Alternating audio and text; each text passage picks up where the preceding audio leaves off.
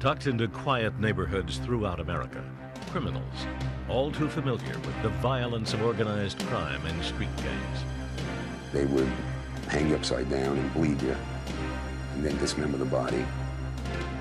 These criminals have made a deal to take the stand and rat on their fellow crooks. They stare at you with this burning stare. There's people going like that. In return, they start life over with false identities. All of a sudden, there's this person that exists that has no history. It's a deal many say the criminals do not deserve. The deal for Gravano's testimony will forever be a blot on American justice.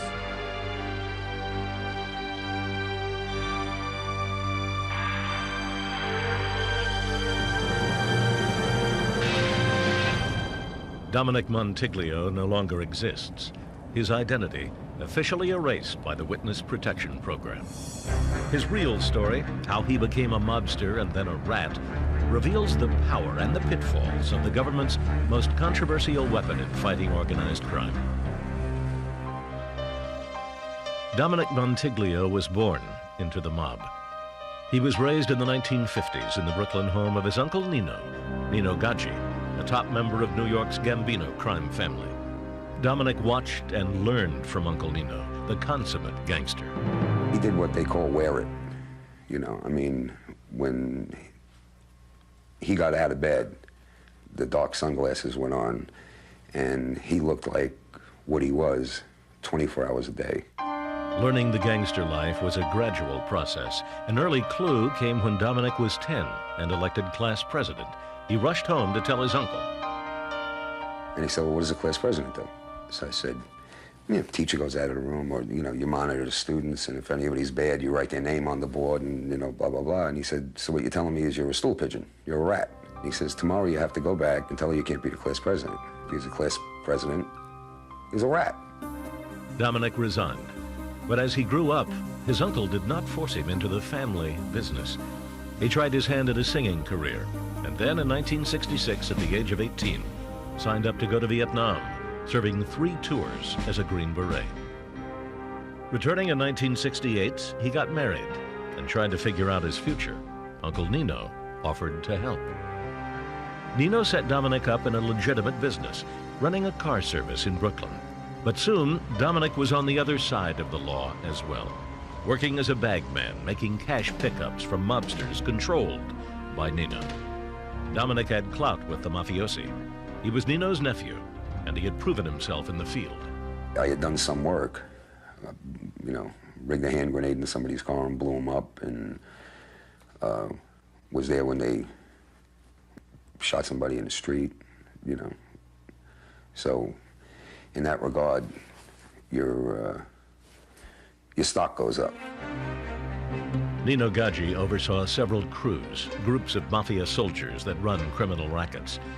Nino's most profitable and most bloodthirsty crew was run by a Gambino soldier named Roy DeMeo. The DeMeo crew operated out of the Gemini Lounge in Brooklyn. My job was to oversee the DeMeo crew and let Nino know what was going on. And if Nino was in town, take the money from the DeMeo crew and bring it to Nino. And when he was out of town, I would take the money and bring it right to Paul. Paul was Big Paul Castellano, the godfather of the Gambinos, New York's richest and most powerful mafia family. The DeMeo crew paid respect money to their captain, Nino Gaggi, and Nino in turn paid his respect to the boss. DeMeo's payments were always in cash, but rarely were they accurate. If they were making 100,000, they would tell you they were making 50,000, and probably 10,000 would go to Paul in his pocket. And that was only from the dope. There were plenty of other rackets: pornography, loan sharking, and stolen cars, the crew's cash cow. The car operation was probably netting them in excess of 200,000 a month. They had a group of thieves who stole cars off the streets of Brooklyn, and they stole basically gas guzzlers, brought them to a body shop that changed the locks, changed the VIN numbers, and shipped them to the Middle East.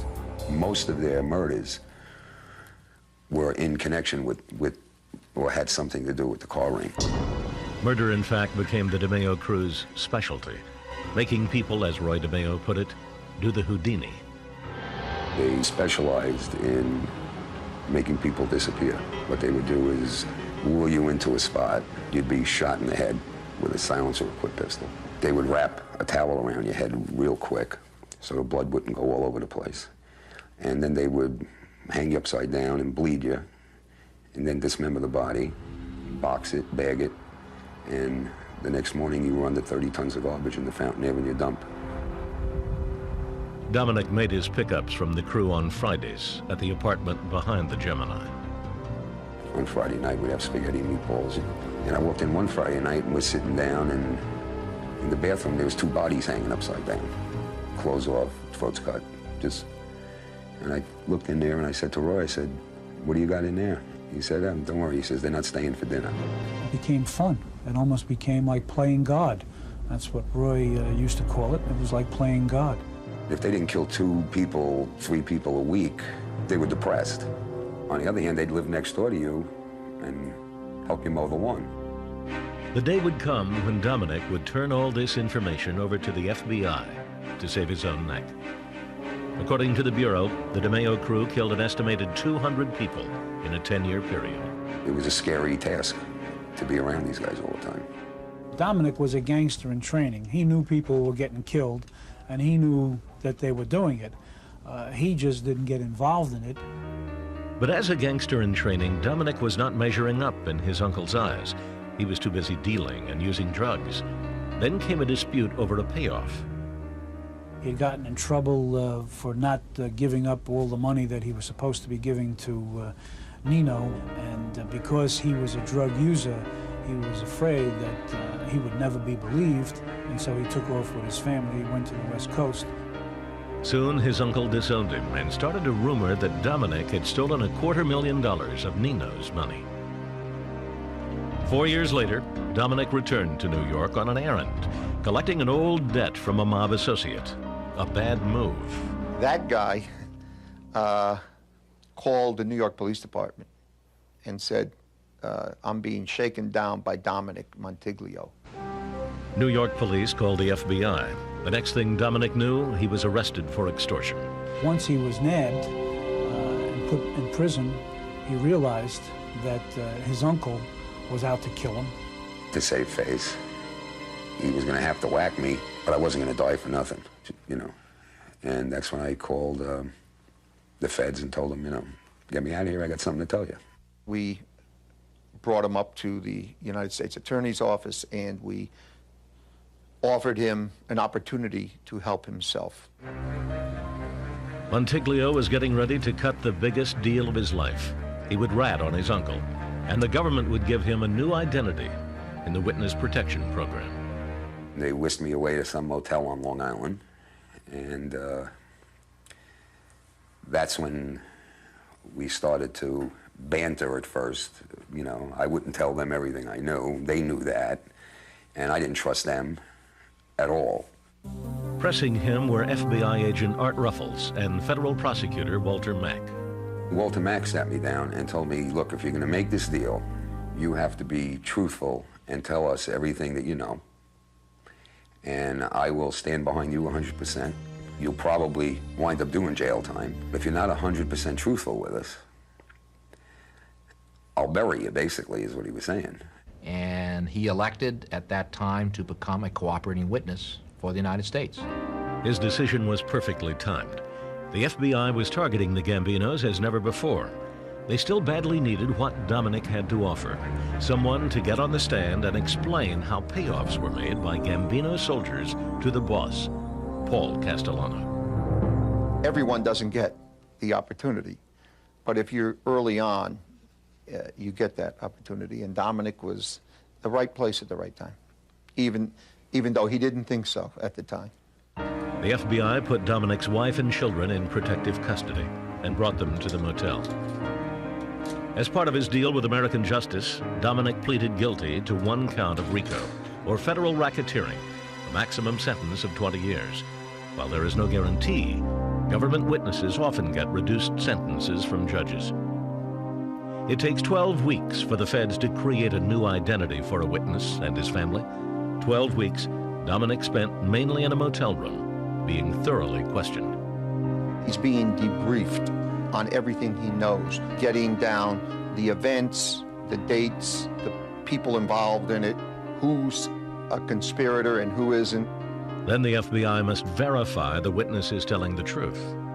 If he says there's a body buried at Bay 8th and 23rd Street, we go out and try to find that body. If he says there's a gun thrown in a sewer somewhere, we go out to get the gun. At the end of the 12 weeks, the FBI turns the witness over to the U.S. Marshals Service, which runs the Witness Protection Program.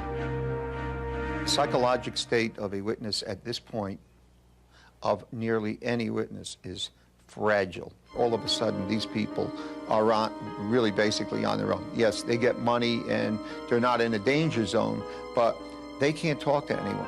You look at yourself in the mirror and you call yourself all kinds of names. A stool pigeon, a rat. I mean, it's the worst thing that somebody like me could have done.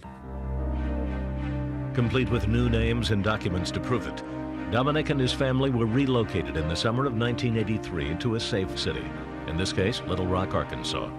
While Dominic sat tight, the feds prepared to make their move. Based on his information, along with that of other witnesses, and thousands of hours of FBI surveillance, they were ready to indict. On March 30th, 1984, Walter Mack dropped the bomb. A 78-count racketeering case against Nino Gaggi, 22 crew members, and associates, and it named Big Paul Castellano as the boss of the operation. The indictment included 24 counts of murder, one of the largest federal murder cases in history. At the crux of this trial, the reliability of a witness who made a deal to save his own life. When Dominic Montiglio and others agreed to enter the Witness Protection Program, perhaps the hardest things to give up are their names, their roots, their life histories. At a certain point, the sacrifice can seem too great. They drop out. Many resume their criminal careers. Defense attorneys, on the other hand, complain that witness protection, far from a sacrifice, is really an unfair reward to criminals for ratting on others. And that when prosecutors dangle the offer of a life in witness protection, criminals are being enticed to tell lies to a jury.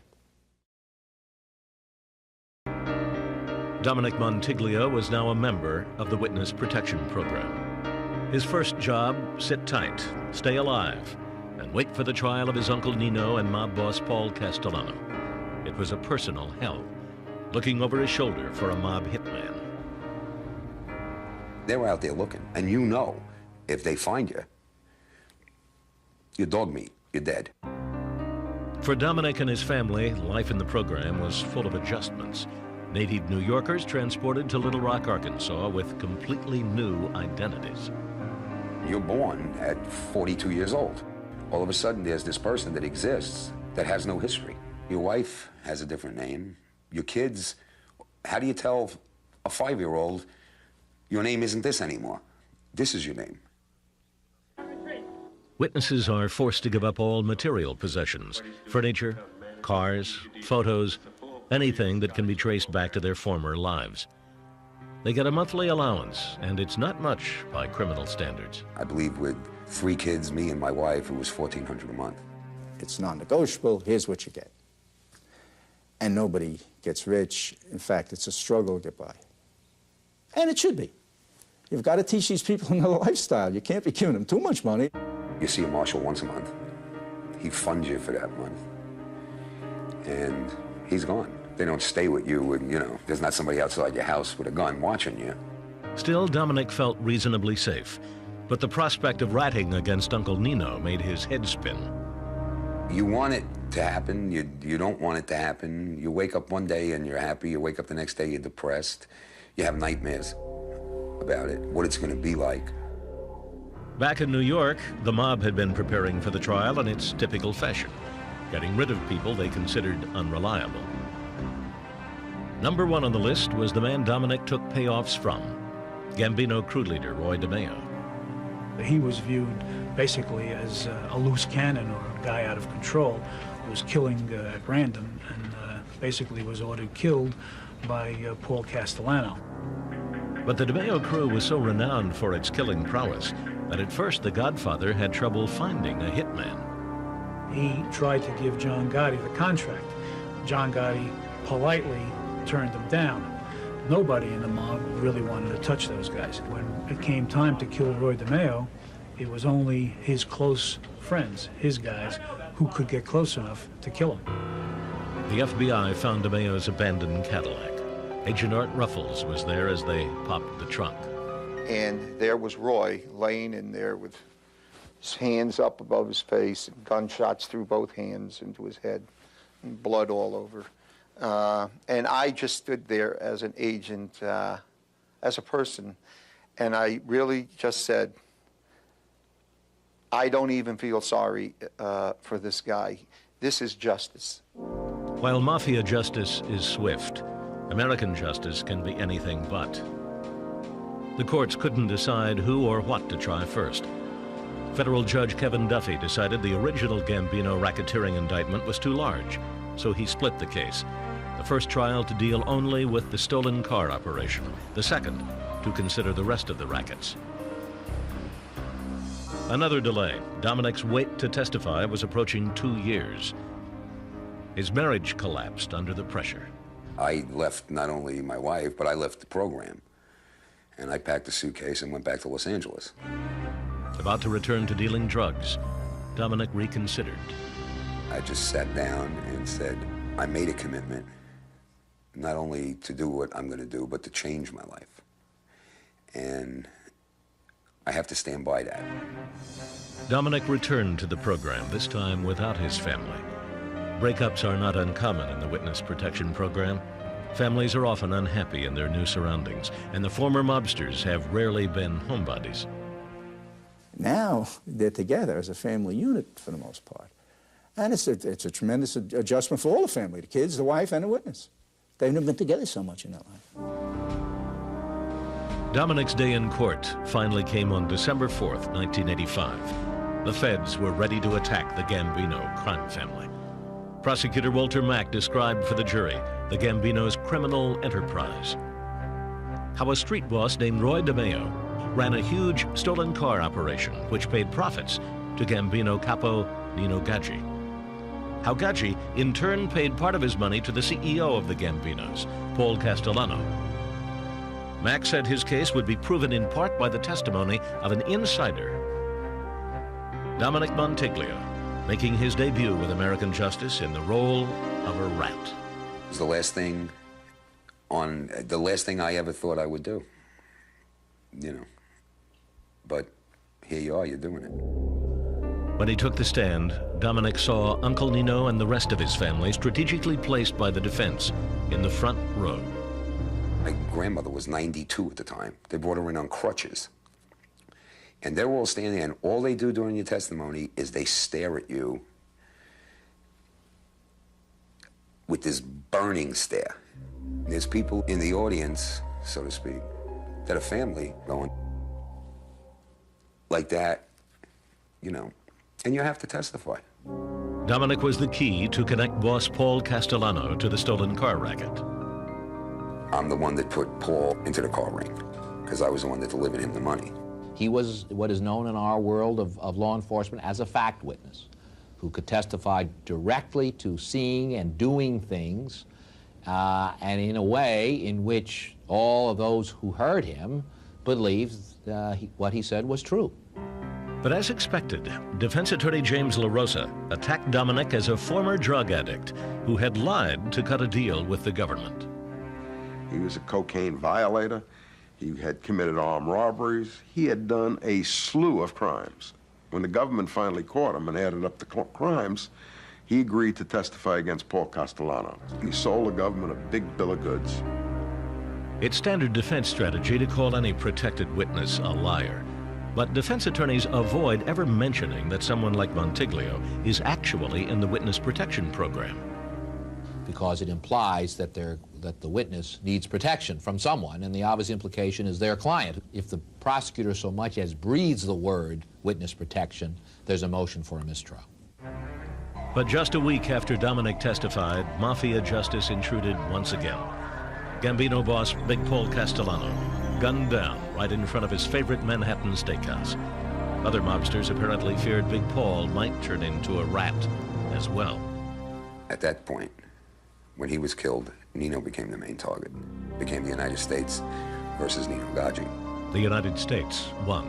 Nino was convicted, and one of the jurors said after the trial that Dominic was the guy who swayed them to convict Nino of the racketeering conspiracy. Dominic was torn apart by having helped put away his own flesh and blood. Not only blood, the man that brought me up, basically. You know, it was the hardest thing I've ever had to do in my life. But Monteglio still had to testify at the second trial for the murder, narcotics, and other rackets of the DeMeo crew. So it was back into hiding, all alone.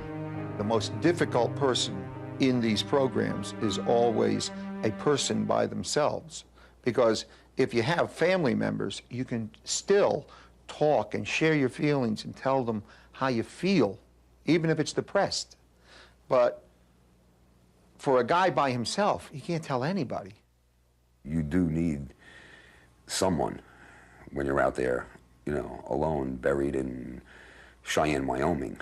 You're sitting saying, you know, why am I here? I don't fit here. I can't, you know, I don't want to go to the rodeo. In April of 1988, Dominic was back on the witness stand and living in a tiny room reserved for protected witnesses underneath the federal courthouse. It's a little motel room, basically. You got a bed, you got a shower, and they come and wake you up about 6 in the morning, and you put the suit and the tie on, and they bring you up through this series of elevators, and they put you in this little room, and then all of a sudden, the door opens up, and they say, okay, we need him. Once again, Dominic helped sway the jury. On the second trial, every count presented to the jury convicted on. The verdicts made Dominic's deal with the government a success. The feds got their convictions, and Monteglio put away the biggest threat to his safety. But the mob never forgets, and the question remained, what would Dominic do with the rest of his life? Once you've testified, they'll keep you on the program forever, as far as protection, but they run your life. They tell you where you're going to live and who you're going to be.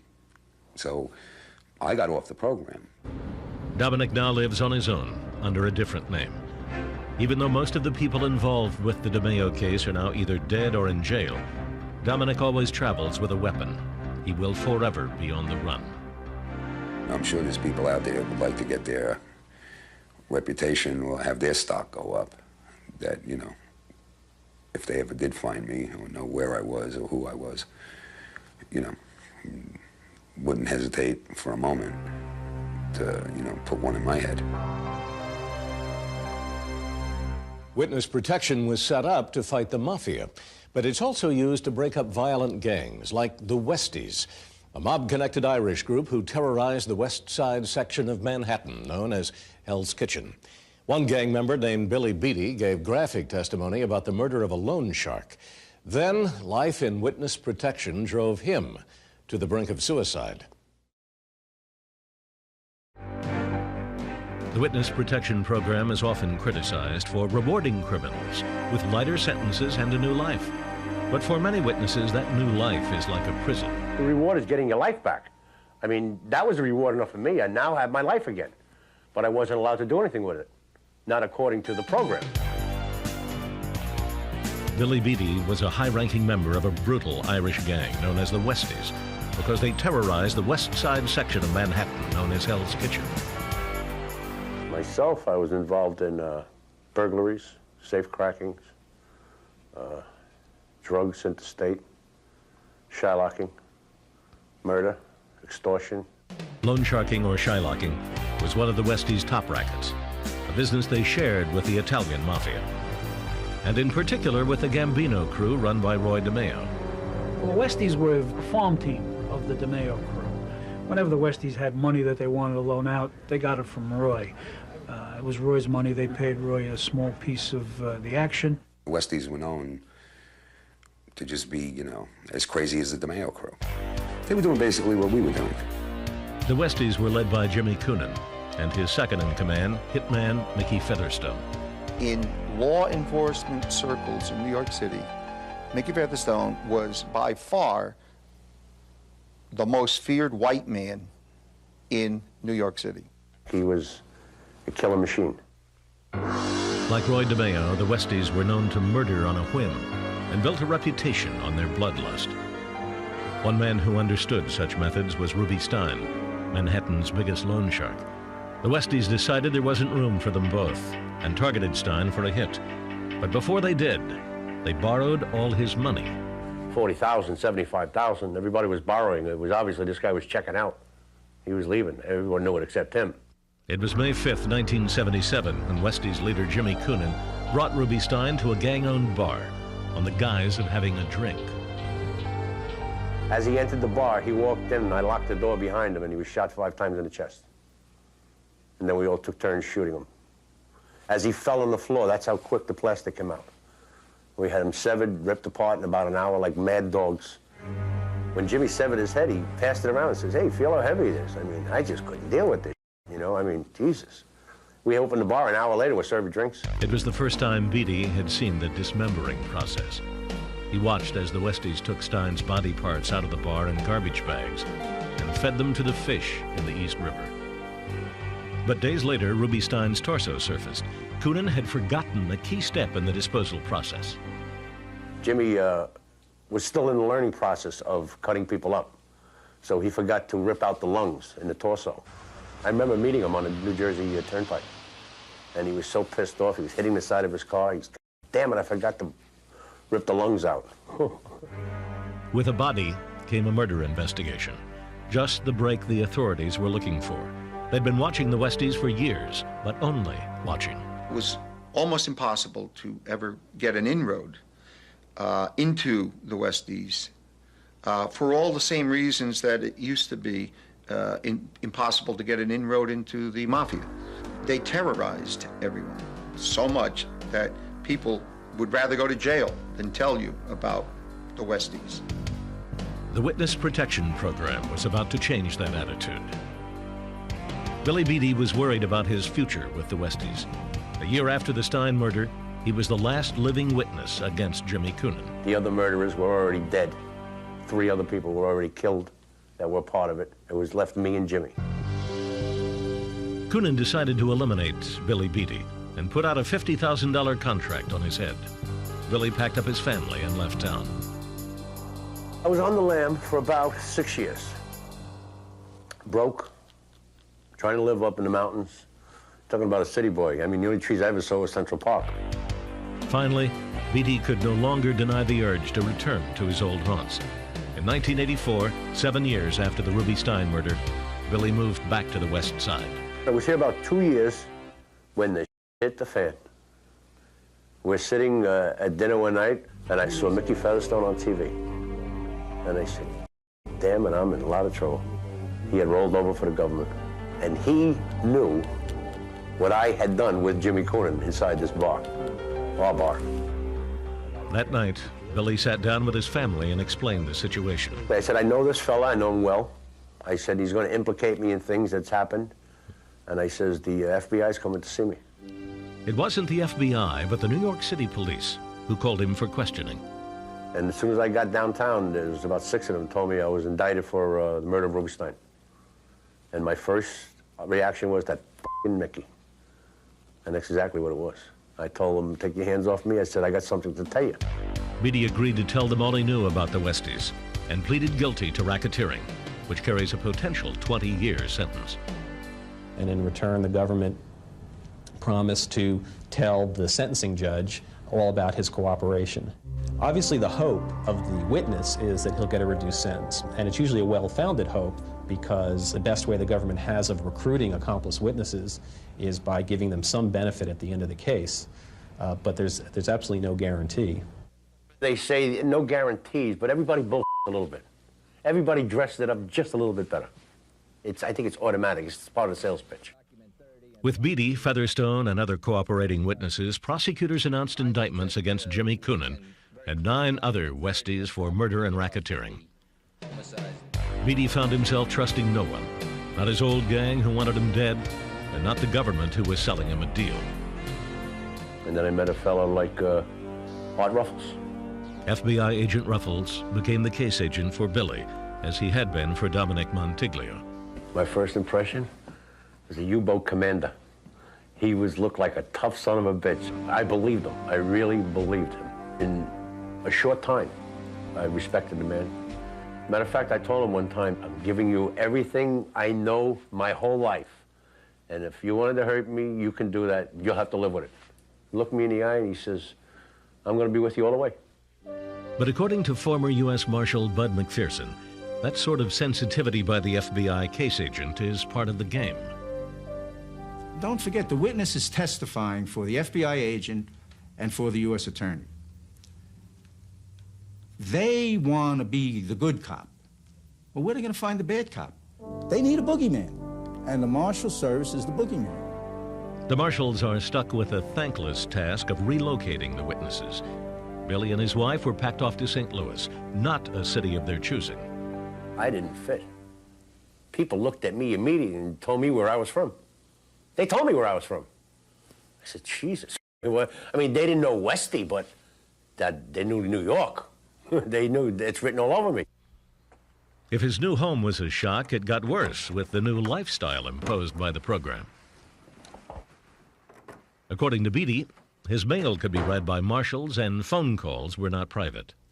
They would patch it through and monitor the phone calls, where again you weren't allowed to discuss weather conditions or sports events or anything that was going on in your location. Call you back in a few minutes.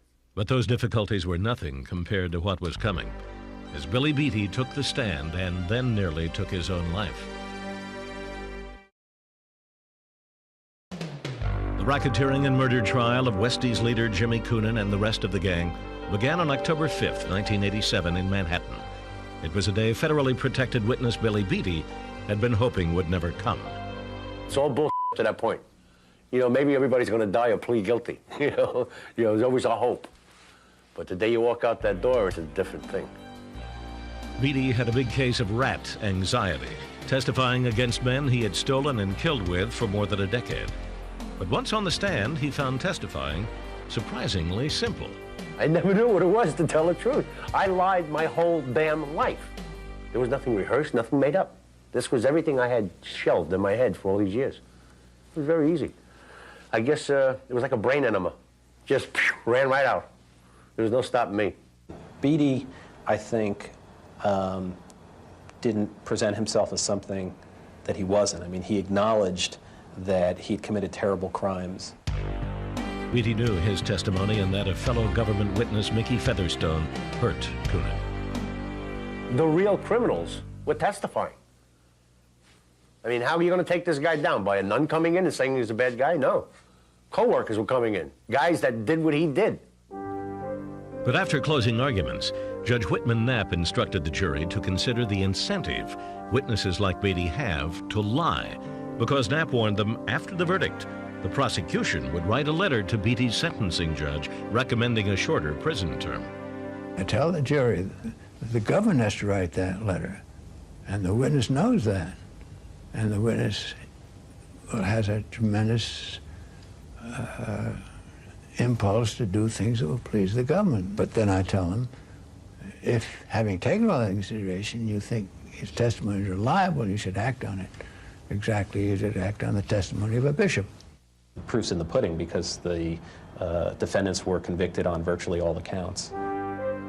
In recognition of his cooperation with American justice, Beatty's sentence was reduced to just 18 months in a special witness security isolation unit. You're not in a luxury prison. You're in prison. You're in a different unit, a different building. You get the same bed and the same 3 squares a day. You don't get extra privileges, you know. You're just contained away from people that might hurt you. When he got out, Beatty was relocated again, but he was instantly aware his status had changed. You're not valuable no more. Now you're a burden to the marshals. You're just a guy that they got to keep out of trouble. To do that, witnesses are encouraged to get a job. But Beatty found that full of complications. The program had given him a new identity, but they did not create a work history. You apply for a job and the guy says, well, where'd you work last? And you look at him. You don't know what to say to the guy. The U.S. Marshal Service does try to contact prospective employers to explain the situation, but experience dictates the job. If he only sold dope and he only killed people and that's all his employment background is, it may be the night shift at Burger King or something like that. And, you know, that becomes a problem because he could make a lot more money selling dope than he can working a night shift in Burger King. If a witness does not get a job within 6 months, funding can be cut off. Such deadlines anger many witnesses who feel the program is forgetting about them. Dominic, Billy Beatty, most of these guys have gone through their lives on the wrong side of the law, the quick buck, the easy buck, and they're used to it. When it comes down to it, it's difficult for them to get a real job, to do an honest day's work, and they become frustrated. Beatty could not find work, yet the program kept on funding him, but he was horribly bored. Wander the streets, walking through malls, looking at windows all day. I mean, I had to try to keep myself occupied so I wouldn't commit a crime. I mean, it was so easy to commit a crime. I was with a bunch of real nice people. And I could have had made moves all over the place. Every time a witness is relocated, the case agent tries to gauge the danger the witness poses to the new community in what is known as a threat assessment. Former FBI agent Art Ruffles put 24 criminals into the witness protection program. Every time I did a threat assessment, I worry about it because I'm more or less guaranteeing that he's not going to go out and commit any crimes. It's sort of a crapshoot. You could be wrong. You could be real wrong.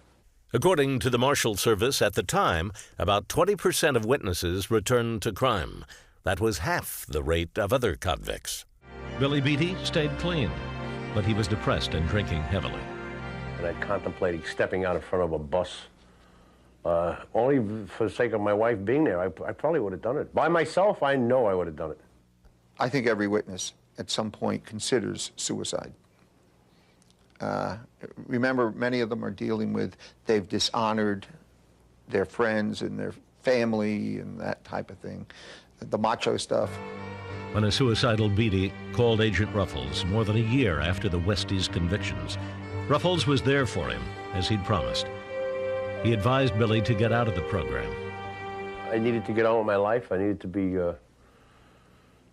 working, to be productive, and I was doing none of the above. And when my probation time had ended, I notified them that I was leaving the program. In 1996, the Marshal Service reported the dropout rate at 25%, but Art Ruffles estimated it was much higher. I can guesstimate. The dropout rate from the program is probably 80%. Maybe 70%. I mean, it's up there. The witness protection program stinks, to say the least, as far as I'm concerned, because it's black and white. That's all it is. They have a book to go by, and they go by it. Nothing personal in it. I've heard complaints from people who say that the witness protection program sucks. I've heard people in the witness protection program who say it's great. Once again, I just think it depends on the individual himself. Like Dominic Montiglio, Billy Beatty now fends for himself. But with the Westies in jail, he's not even sure there's still a contract on his head. I don't know who would cash it in. If there is, I don't know. I don't think about it much anymore. Besides, I don't think they'd recognize me now. Perhaps no one entered the witness protection program with greater notoriety than Sammy the Bull Gravano, the mob underboss and confessed killer, whose testimony helped put away John Gotti. Since the witness protection program began in 1970, it's taken in more than 7,500 witnesses, and not one of them has been killed while following the rules of the U.S. Marshals. We can sit down and tell them with certainty that if you follow the guidelines, you won't be killed. In the history of witness protection, perhaps no one has risked retaliation from the mob more than this man. My name is Salvatore Gravano. Early in my life, I was given the nickname Sammy the Bull. Sammy the Bull Gravano, the biggest mob rat ever, a symbol to those who support the program and to those who criticize it. Gravano was the number 2 man in the Gambino family when in 1991 he flipped to testify against his boss, John Gotti. Gravano was in hot water himself. Facing life in prison on 2 murder counts, he offered his services to the feds for the standard deal. Pleading guilty to 1 racketeering count, a potential 20-year sentence, in return for all his knowledge of organized crime. A deal which a killer like Gravano did not deserve, according to Gotti's defense attorneys. The deal made for Gravano's testimony was unconscionable, disgraceful, and will forever be a blot on our system of American justice. In fact, Gravano soon surprised his handlers by admitting to not only the 2 murders he was charged with, but to 19. But on the stand, Gravano was all the government had hoped for. John Gotti was convicted and sentenced to life in prison. In 1994, with his testimony concluded, Gravano was finally sentenced. In light of his substantial contributions to American justice, he was given not 20 years, but 5. Once again, defense attorneys cried foul. In the old days, the rule of thumb in New York was the snitch got 3/4 of the time that the defendant got. Now they're getting 5% of the time, or no time. People are walking out with rewards. But after his prison term, it's not as if Sammy Gravano will be able to safely walk the streets of any city in America, big or small.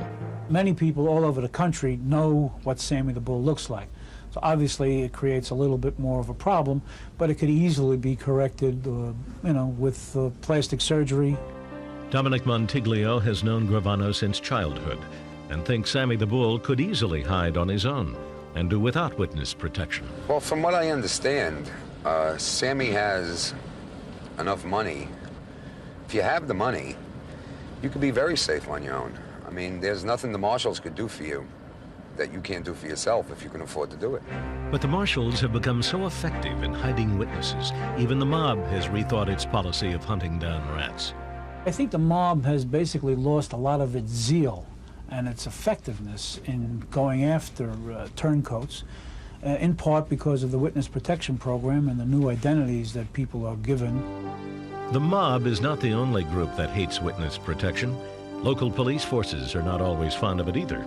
The feds rarely tell the police they have dumped a dangerous criminal in their midst.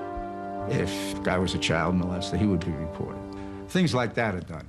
But by and large, you just can't do it. There's police departments all over the country. Hopefully, they're all honest. But to be realistic, there's guys in there that can't be trusted. The Witness Protection Program has become one of the most vital tools for American justice in fighting the mob. Conviction rates in trials that feature protected witnesses are nearly 90%.